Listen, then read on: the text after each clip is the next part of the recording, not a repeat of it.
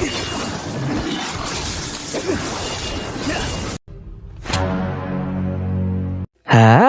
para Sundaners, kumaha kabarna? Damang sadayana dengan saya si Otong kembali lagi di channel Ningali Film. Pada episode kali ini kita akan melanjutkan alur cerita dari film Martial Universe untuk bagian yang ke-9 atau bagian terakhir untuk season 1. Dan tidak usah berlama-lama lagi, mari kita mulai ceritanya.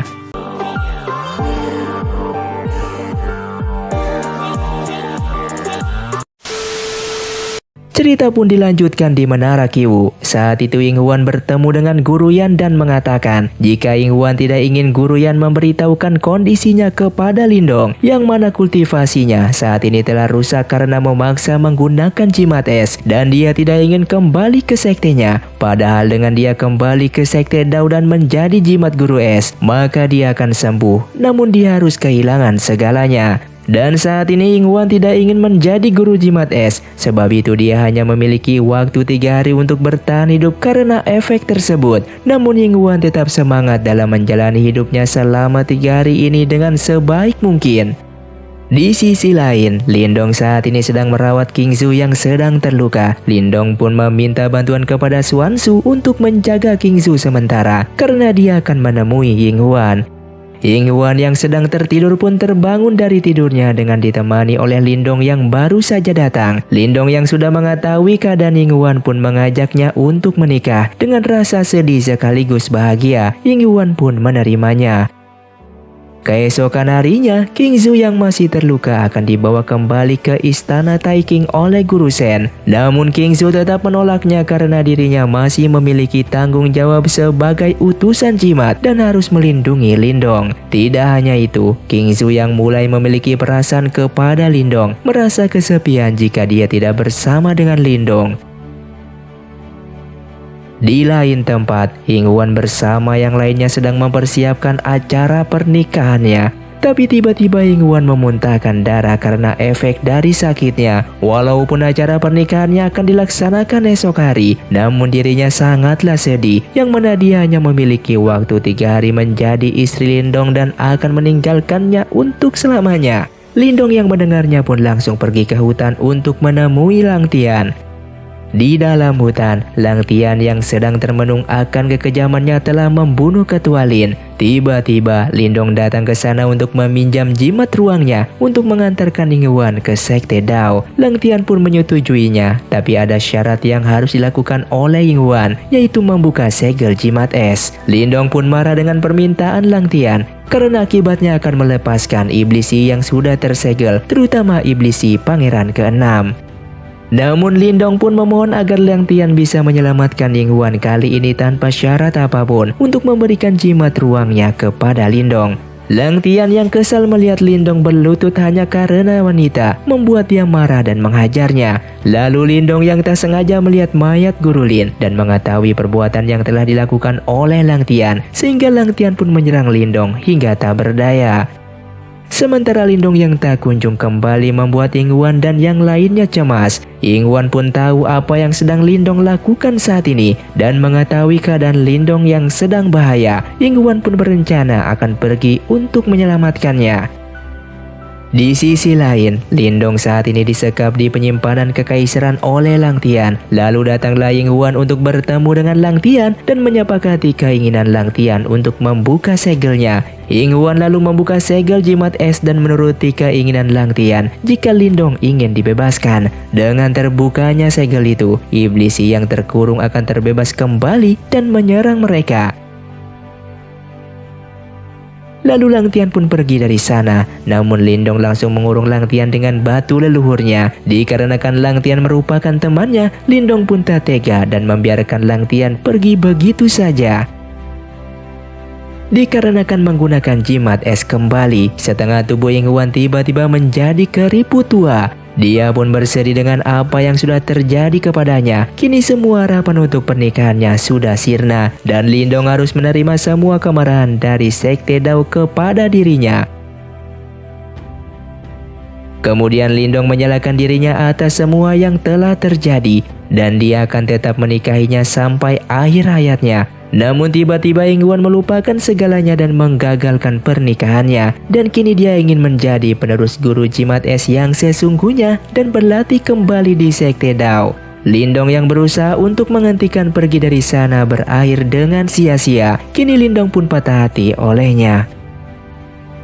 Setelah kepergian Yinghuan, Lindong jadi sedih merindukannya. Qingzu meminta Lindong untuk mencarinya jika dia merindukannya. Saat ini Lindong merasa dirinya tidak layak untuk menjadi penerus leluhur. Tapi semua itu sudah takdir yang menentukannya.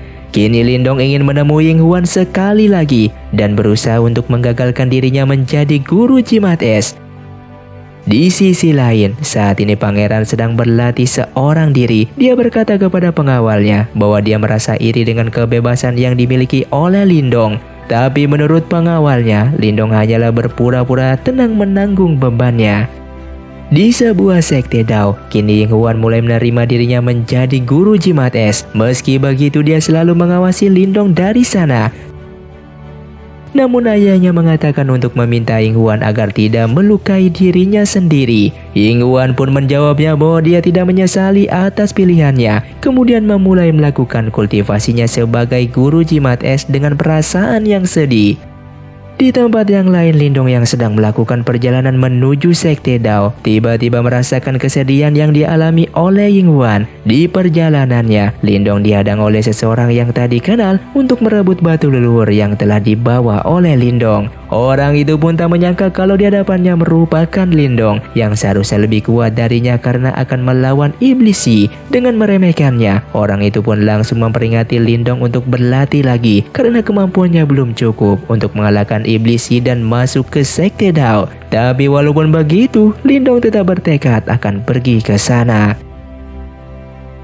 Di Sekte Gerbang Yuan, Muqian menemui Lang Tian yang sedang bersedih dengan apa yang telah terjadi. Dia merasa tujuannya hancur setelah menjadi orang yang sangat jahat dan mengkhianati teman-temannya. Walaupun begitu, Muqian akan terus berada di sisinya Lang Tian untuk menemaninya. Muqian pun berencana untuk membujuk Lang Tian mengambil jimat kegelapan dari Istana Kegelapan.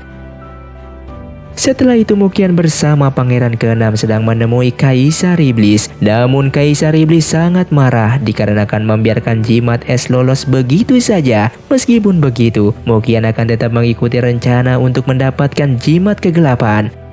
Di tempat lain, Lindong menceritakan orang yang ia temukan sebelumnya yang telah melarangnya untuk masuk ke Sekte Dao. Kini mereka harus melewati medan perang kuno yang sangat berbahaya. Namun Lindong berniat akan pergi sendiri dan tidak membiarkan teman-temannya untuk mengikutinya ke Sekte Dao. Di Istana Taiking, kini Ketua Shen sedang bersiap-siap untuk menerima murid baru di sektenya. Qingzu lalu menemui Ketua Shen untuk meminta izin memberikan kesempatan Lindong sebagai murid Istana Taiking dan memberinya izin untuk ke Sekte Dao. Dengan marahnya, Ketua Shen mengatakan bahwa murid Istana Taiking hanya diberikan kepada wanita sesuai aturan nenek moyangnya. Kemudian Qingzu pun mengatakan, jika dia bisa memutar air tirai Tianhua mengalir terbalik, apakah Guru Shen bisa merubah aturan tersebut? Karena saat ini dia akan mencobanya. Lalu Guru Shen pun menyetujuinya jika memang Qingzu menyanggupinya. Dengan kekuatannya, Qingzu pun berhasil membalikan air terjun tersebut. Dengan begitu permintaannya itu bisa dikabulkan oleh Ketua Shen. Setelah itu Qingzu membuat kurungan dan pergi dari sana untuk menuju ke Sekte Dao. Dengan apa yang Qingzu lakukan, kini Ketua Shen sadar maksud kata-kata Guru Yan bahwa Ketua Shen terlalu mengikuti aturan kuno tanpa memikirkan hati seseorang. Yang sebelumnya Ketua Shen merasa untuk menjadi pemimpin itu harus mengikuti aturan, padahal kasih sayang itu lebih penting daripada aturan. Dan kini Ketua Shen bisa tenang untuk menyerahkan masa depan Istana Taiking kepada Qingzu.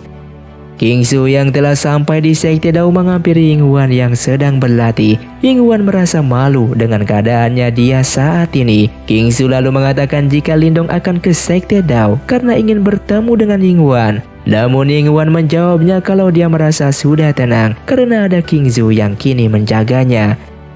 Qingzu kemudian bertemu dengan Ketua Ying dan meminta agar Lindong diizinkan untuk masuk ke sektenya sebagai murid Sekte Dao. Walaupun sebelumnya King Zhou meminta Ketua Shen untuk menerimanya di Istana Taikang, namun King Zhou yakin bahwa Lindong akan tetap memilih untuk masuk sebagai murid di Sekte Dao. Apalagi Lindong merupakan penerus jimat leluhur dan pastinya akan menguntungkan Sekte Dao, namun Ketua Ying menolaknya dan memerintahkan King Zhou untuk pergi dari sana.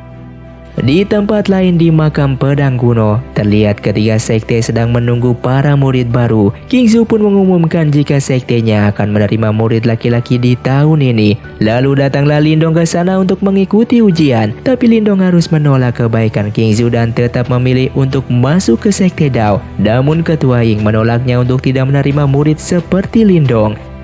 Lindong yang bukan dari bagian ketiga sekte saat ini, sehingga Muqian pun menyerangnya untuk membalaskan luka Lang Tian di wajahnya. Tapi serangannya itu dihentikan oleh Ying Huan dari jarak jauh dengan senjatanya yang membuat Ying Huan pingsan. Ketua Ying yang awalnya menolak, kini menerima Lindong dengan syarat bisa melewati ujian. Lindong harus mengeluarkan dan memecahkan batu kristal yang berada di dalam tanah dan memerlukan banyak energi Yuan untuk mengambilnya. Dengan kekuatan Yuannya, di kesempatan pertama Lindong gagal mengeluarkan batu kristal itu, sehingga Muqian yang melihatnya langsung meremehkan kemampuan Lindong sebagai penerus jimat leluhur. Tapi di kesempatan yang kedua, dengan keyakinan dan tekadnya, pada akhirnya Lindong pun bisa mengeluarkannya, bahkan menghancurkannya sekaligus. Dengan itu Lindong pun diterima sebagai murid di Sekte Dao. Setelah semuanya selesai, Lindong kemudian meminta maaf kepada King Zhou karena sudah menolak itikat baiknya untuk menjadi bagian dari murid Istana Taikang. Namun Lindong tetap akan memegang janjinya untuk membantu King Zhou mencari ayahnya di wilayah siluman. Di sisi lain, Ketua Ying langsung menemui Ying Huan yang pingsan setelah menggunakan kekuatannya. Saat ini Ketua Ying berjanji akan melindungi Lindong, tapi Ying Huan tidak boleh untuk menemuinya.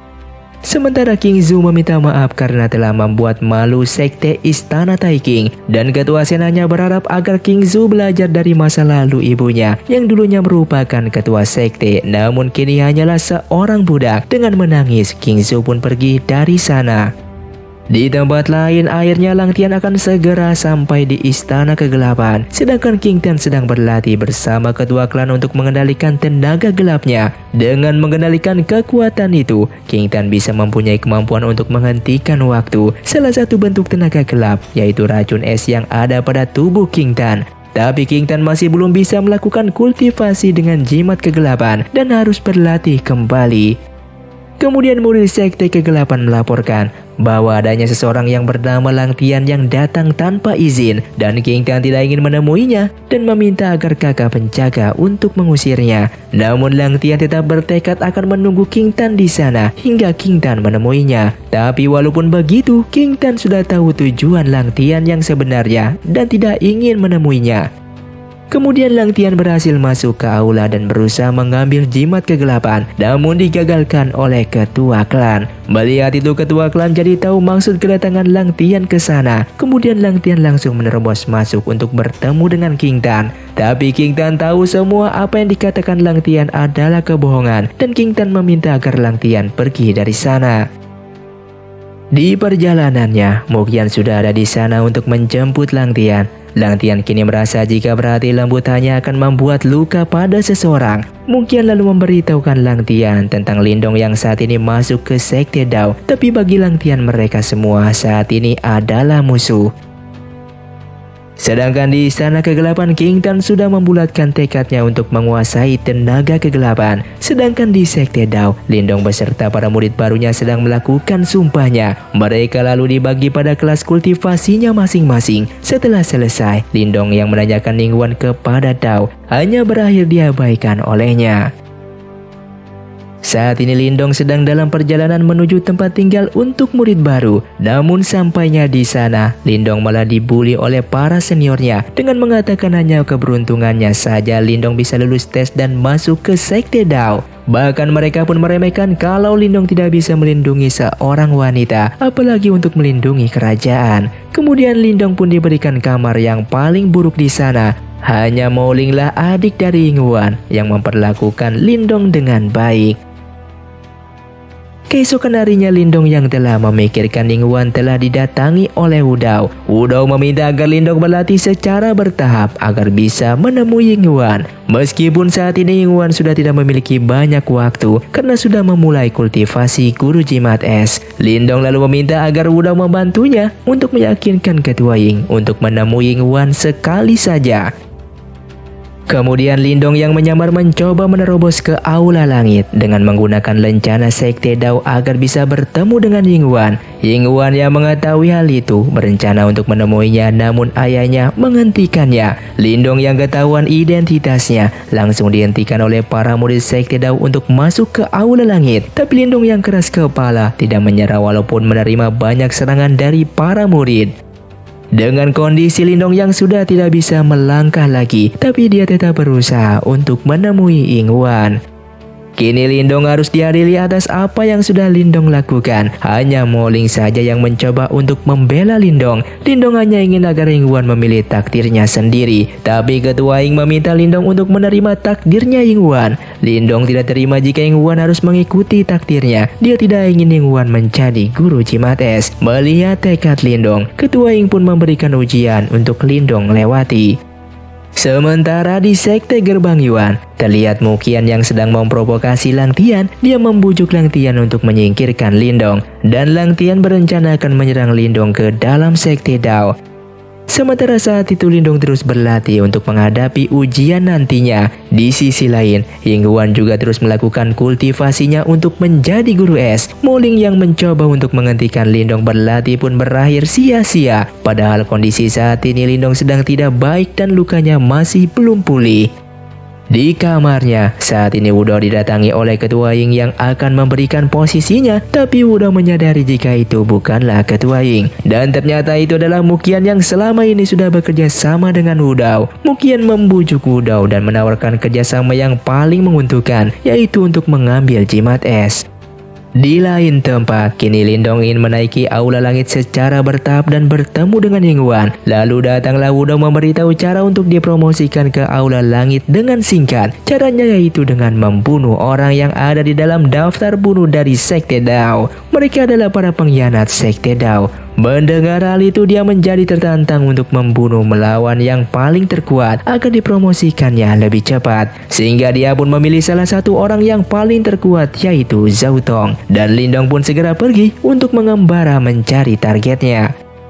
Sementara Lin Yan dan Diao yang sedang berada di hutan merasa kebingungan karena saat ini mereka tidak melakukan kegiatan apapun. Diao yang mengetahui kalau Lindao akan mencari Zhao Tang dan akan melawannya bertarung. Padahal Zhao Tang merupakan seorang jenius seni bela diri yang sangat luar biasa yang dulunya merupakan murid dari Sekte Dao, dan Diao yakin kalau Lindong akan kalah olehnya.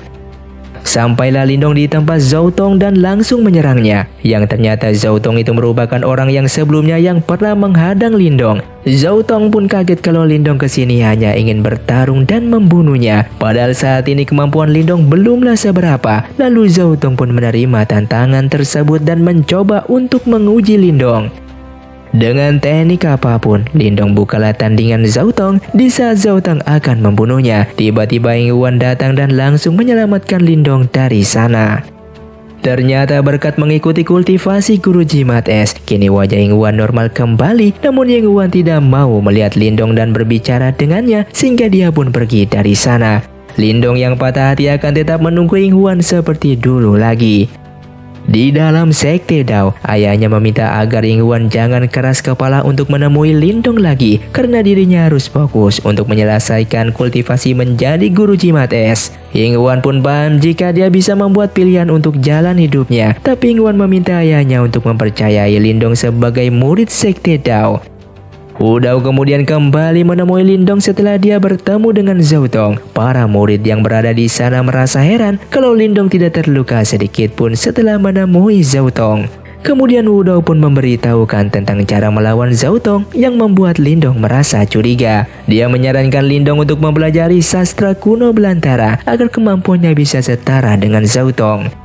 Kemudian Wudao pun membawa Lindong ke aula belantara, yang mana para murid lainnya dilarang untuk masuk ke sana jika kemampuan kultivasinya belum cukup. Dikarenakan Lindong merupakan pewaris leluhur, Wudao pun mengizinkannya. Tapi penjaga aula memperingati Lindong untuk mempelajari sastra kuno hanya membawa hal yang tidak menyenangkan, dikarenakan kemampuan Lindong tidak memenuhi syarat untuk mempelajari jurus tersebut, yang membuat dia akan terluka, bahkan kematian. Sehingga Lindong yang mendengarnya pun langsung memilih untuk kembali dan berlatih untuk meningkatkan kultivasinya lagi.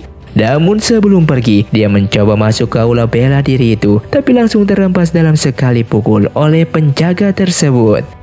Lindong pun bertanya siapakah penjaga itu yang memiliki kekuatan yang sangat luar biasa. Wudao pun menjelaskan bahwa dia tidak tahu. Penjaga itu sudah lama berada di aula belantara selama ratusan tahun, bahkan kekuatannya melebihi ketua Ying. Sehingga para murid sekte Dao dilarang untuk masuk ke aula belantara ini karena harus berhadapan dengan kakek penjaga tersebut, terkecuali para murid memiliki kemampuan yang sangat luar biasa. Ketika Lindong kembali ke penginapan, Lindong dimarahi oleh kakak seperguruannya karena berniat untuk mempelajari sastra kuno, yang mana untuk masuk ke aula belantara harus melawan kakek penjaga terlebih dahulu. Dan jika Lindong mencoba masuk ke sana hanya memberikan nyawanya saja.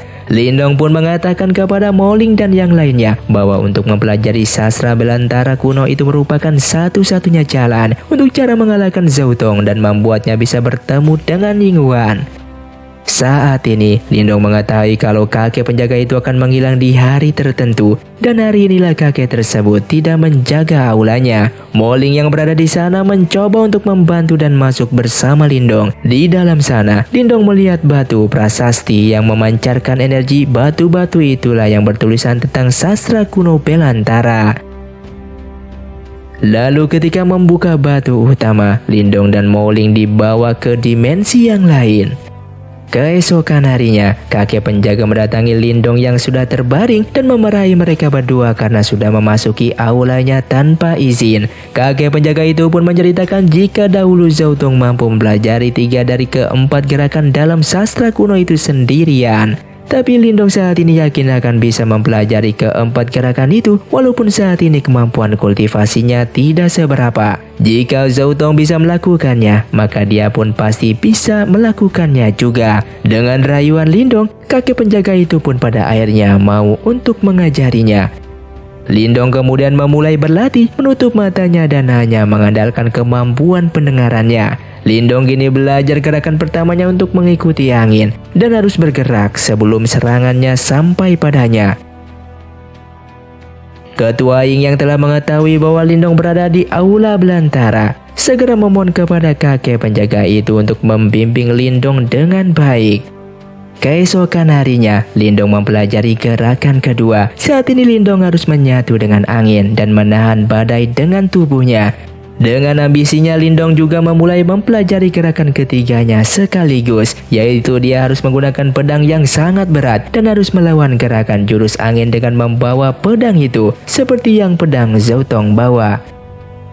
Dan ketika Lindong akan mempelajari gerakan keempat dengan jimat leluhurnya, mata Lindong tiba-tiba menjadi kesakitan. Lindong merasakan adanya iblisi yang berada di dalam sana. Dan ternyata kakek penjaga itu mengatakan bahwa iblisi pangeran ketiga sudah tersegel di sana dan sudah tumbuh bersama angin. Lindong yang tidak boleh terburu-buru untuk mempelajarinya jika tidak ingin kehilangan matanya, seperti kehilangan mata kakek penjaga tersebut.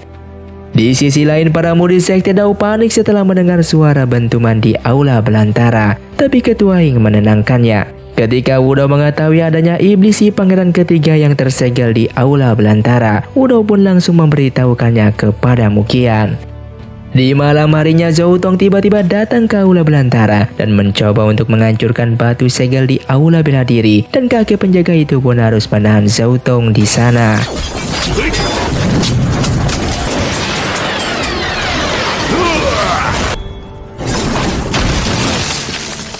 Lindong yang baru saja selesai berlatih pergi ke aula bela diri. Di sana ia melihat kakek penjaga yang sudah tiada dan iblisi pangeran ketiga sudah terbebas.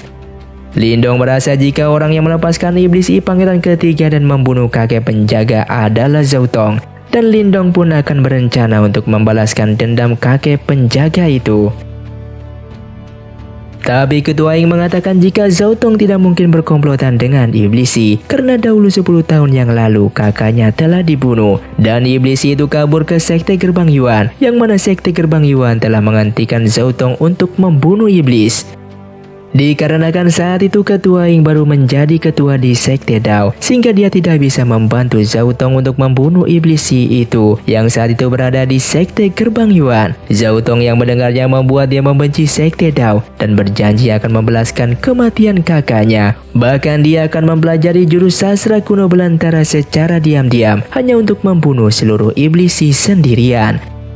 Namun Lindong yang mendengarnya sangat bingung kenapa Sekte Gerbang Yuan menolak untuk membiarkan Zhao Tong terus mengejar iblis tersebut dan membunuhnya. Kini Lindong bertekad akan mencoba mencari kebenaran di balik ini semua, dan Lindong akan mencoba mencari Iblis Yi pangeran ketiga. Lindong yang saat itu mencoba mencari pangeran ketiga bertemu dengan Zhao Tong di perjalanannya. Zhao Tong mengatakan bahwa pangeran ketiga masih berada di daerah sini. Lindong yang merasa keanehan dengan tujuan pangeran ketiga yang seharusnya sudah kabur dari sini. Dan kini Lindong baru menyadari tujuan pangeran ketiga adalah hanya untuk balas dendam kepada Sekte Dao yang telah mengurungnya selama ratusan tahun. Di Sekte Dao, saat ini terjadi kekacauan dari serangan pangeran ketiga yang telah menjadi angin topan yang sangat besar. Para murid tidak sanggup untuk menahan serangan dari Iblis Yi itu. Bahkan sebagian murid ada yang mati. Kemudian Ketua Ying membantu para murid untuk mencoba mendorong iblis tersebut ke gurun pasir dan menghentikan serangannya. Kemudian di gurun, Lindong dan Zhao Tong telah datang untuk menyelamatkan Ketua Ying. Ketua Ying melakukan semua ini hanya sendirian karena untuk membuktikan dirinya layak dipanggil seorang guru dan tidak ada murid yang menjadi korban atas kematian Iblis Yi. Setelah sekian lama, pada akhirnya Zhao Tong telah mengakui kembali Ketua Ying sebagai gurunya. Zhao Tong merasa jika Lindong ternyata lebih gila dari dirinya. Mereka berdua lalu maju bersama untuk melawan Iblis Yi dengan seni belantara sastra kuno.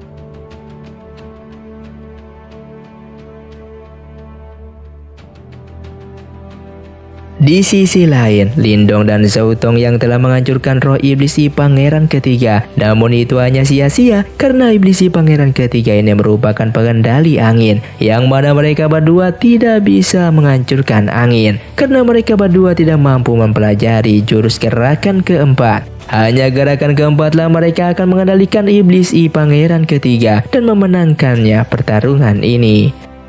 Dan akhirnya Lindong pun baru menyadari bagaimana cara untuk mempelajari gerakan keempat itu, di mana Lindong harus menghancurkan mata iblis belantara sebelum matanya sendiri dihancurkan. Lindong yang melakukan semua ini hanya untuk melindungi Ying Huan dan semua orang yang telah ia sayangi. Dengan begitu Lindong bisa mengalahkan Iblis Yi pangeran ketiga. Setelah semuanya selesai, Lindong yang tak sadarkan diri akibat melawan Iblis Yi pangeran ketiga, Zhao Tong pun menghampirinya dan mengakuinya jika Lindong lebih kuat daripada dirinya. Dia memberikan pil Yuan miliknya kepada Lindong untuk menyelamatkannya, dan Zhao Tong harus menghancurkan saluran pita Lindong agar pil Yuan bisa menyatukan dengannya. Zhao Tong juga berpesan agar Lindong menjaga Ying Huan dengan baik sebelum kepergiannya. Ketua Ying saat ini menyesal karena dulu tidak membelanya untuk mengalahkan Iblis Yi. Dan Zhao Tong pun mengatakan memang seharusnya pengorbanan Ketua Ying perlu dilakukan di waktu itu. Setelah mengucapkan kata-kata terakhirnya, Zhao Tong pun meninggal di sana dengan tenang. Di Sekte Dao, Lindong saat ini telah buta setelah mengalahkan Iblis Yi pangeran ketiga. Ketua Ying yang melihatnya lalu memberitahukan lokasi di mana Zhao Tong dimakamkan. Keesokan harinya, Lindong bersama murid lainnya sedang berada di makam Zhao Tong, dan Ketua Ying memberikan informasi kepada semua murid bahwa Lindong sudah dipromosikan ke Aula Bumi setelah pencapaiannya. Untuk menghormati kakak seperguruannya, Lindong memasang plakat buruannya kembali. Lindong ingin agar legenda Zhao Tong selalu hidup di Sekte Dao karena Zhao Tong merupakan sang legenda yang tak terkalahkan. Kemudian salah satu murid Sekte Dao menemui Lin Yan dan Diao untuk memintanya pergi. Dia memberitahukan jika Lindong yang saat ini sudah tidak bisa melihat lagi setelah mengalahkan Iblis Yi pangeran ketiga. Lin Yan dan Diao bertekad akan menjadi mata dan tangan bagi Lindong. Namun murid Sekte Dao tetap bersikeras untuk tidak menemuinya karena Lindong akan baik-baik saja. Dengan pengorbanan Lindong yang sudah dilakukannya, Ketua Ying merasa jika Lindong memang mirip dengan Zhao Tong. Saat ini Ketua Ying berharap agar dunia segera damai dan memusnahkan iblisi. Dan Ketua Ying memberitahukan bahwa Ying Yuan akan memberikan sebuah hadiah untuk ulang tahun Lindong. Ying Yuan yang sudah menunggu Lindong untuk datang menemuinya. Tapi saat ini Lindong merasa jika Ying Yuan akan sedih saat melihat keadaannya. Ying Yuan yang terus menunggu Lindong berhari-hari, namun Lindong masih belum datang juga. Hingga pada akhirnya Lindong pun tak sanggup untuk menemuinya dalam kondisi seperti ini. Dan dia lebih memilih untuk membiarkan dirinya sendirian.